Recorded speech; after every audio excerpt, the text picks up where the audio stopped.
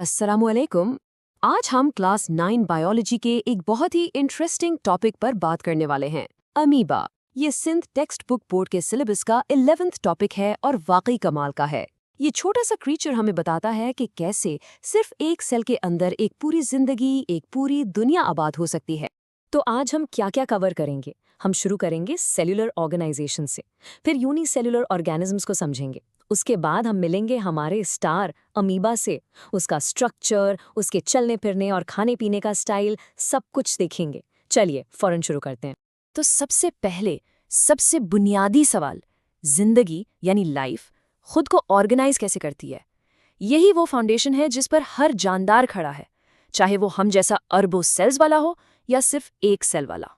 देखें, लाइफ की ऑर्गेनाइजेशन के ना बेसिकली 3 लेवल्स हैं। पहला यूनिसेलुलर, जहां सिर्फ एक सेल ही पूरा ऑर्गेनिज्म होता है। दूसरा है कॉलोनियल, जहां रहते तो सिंगल सेल्ड ऑर्गेनिजम्स ही हैं लेकिन ग्रुप्स बनाकर। और तीसरा मल्टी सेलुलर, जैसे कि हम और आप, जहां अलग अलग सेल्स के अलग अलग काम होते हैं।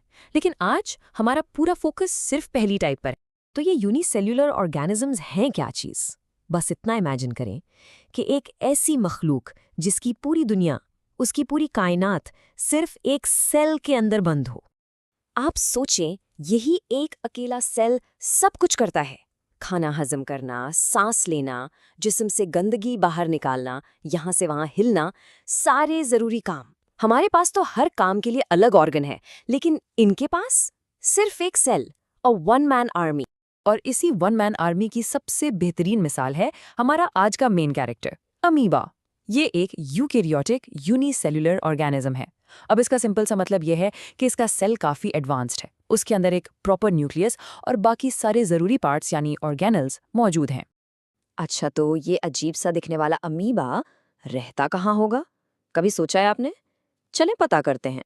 सिंपल जवाब है पानी में। अमीबा एक आबी यानी एक्वेटिक मखलूक है।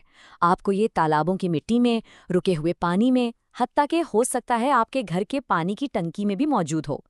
बेसिकली जहां पानी है वहां अमीबा हो सकता है।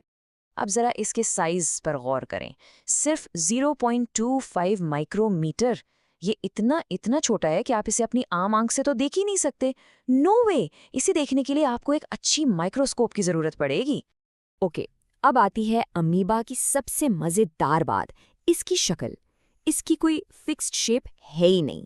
ये कॉन्स्टेंटली हर लम्हा अपनी शक्ल बदलता रहता है। इमेजिन करें एक बेकाबू बेशक्ल जेली का ब्लॉब, बिल्कुल वैसा। चलें, अब वक्त है इस छोटे से जानदार के अंदर झांकने का। आइए इसके सेल के स्ट्रक्चर को थोड़ा करीब से देखते हैं। तो देखें, हर अमीबा के बाहर एक पतली सी बाउंड्री होती है जिसे कहते हैं सेल मेम्ब्रेन। और इस बाउंड्री के अंदर जितना भी जेली जैसा मटेरियल भरा हुआ है उसे कहते हैं साइटोप्लाज्म। यही इसकी पूरी अंदरूनी दुनिया है। अच्छा, अब ये साइटोप्लाज्म भी आगे 2 हिस्सों में डिवाइडेड है। जो बाहर वाला बिल्कुल साफ और ट्रांसपेरेंट हिस्सा है वो कहलाता है एक्टोप्लाज्म, और जो अंदर वाला थोड़ा गाढ़ा और दानेदार हिस्सा है वो है एंडोप्लाज्म। सेल की सारी अहम चीजें, सारे ऑर्गेनल्स इसी एंडोप्लाज्म के अंदर तैर रहे होते हैं। तो एंडोप्लाज्म में क्या क्या है?